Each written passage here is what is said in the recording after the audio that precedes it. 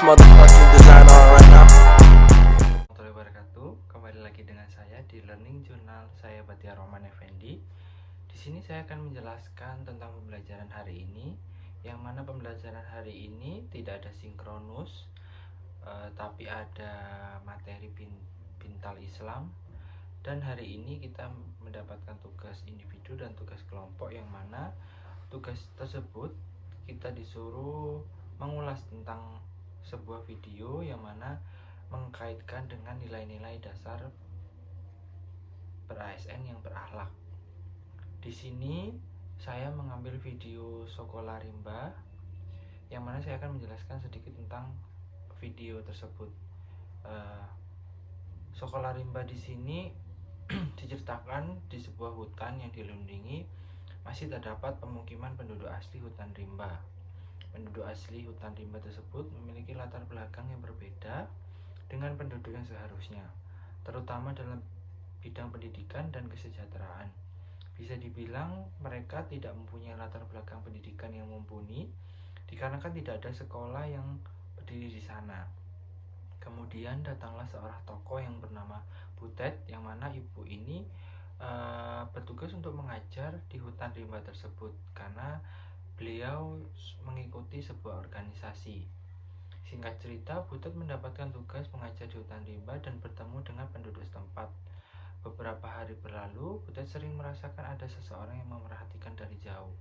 Ketika melakukan pembelajaran, kemudian setelah diselidiki, ternyata ada seseorang anak yang selalu memperhatikan pembelajaran dari ibu guru Butet ini. Ternyata yang selalu memerhatikan dari jauh tersebut itu adalah seorang anak yang bertempat tinggal di seberang suku yang biasa ibu Butet mengajar. Kemudian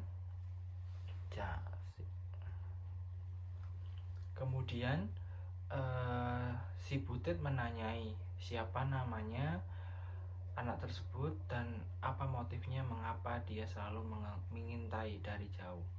Dan dia berkata bahwa namanya adalah Bungo. Bungo pun ingin belajar dengan Bu Butet, tetapi dia takut karena keluarganya yang menentang untuk bersekolah, dikarenakan menurut suku rasnya belajar adalah suatu penyakit atau suatu musibah bagi sukunya, yang mana Butet tersebut juga berinisiatif untuk berpamitan untuk meminta izin agar si Bungo tersebut bisa diberikan izin untuk belajar bersama si Butet.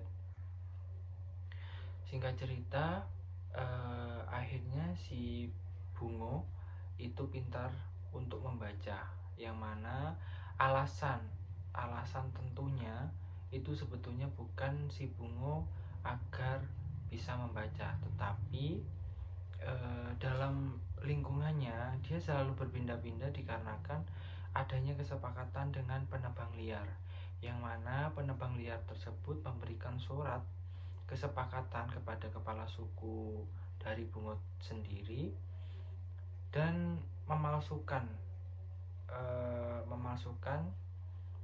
tanda kesepakatannya itu, yang mana lingkungan yang ditinggali oleh suku Bungo tersebut itu diganti dengan sebuah biskuit dan sebuah bahan pangan yang sedikit, yang artinya itu tidak sepadan dengan apa yang sudah mereka lakukan.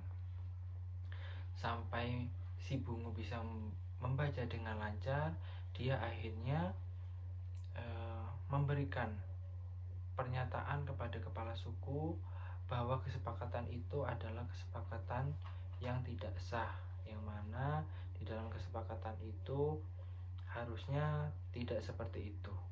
Dan nilai-nilai dasar yang berakhlak yang bisa diambil dari sini ada dua tokoh yang menurut saya. Yang pertama ada Ibu Guru Butet. Yang pertama ada berorientasi pelayanan, yang mana secara tidak sadar Ibu Butet ini sudah melakukan sesuatu yang memenuhi kebutuhan masyarakat dengan cara menjadi guru pengajar anak-anak pedalaman.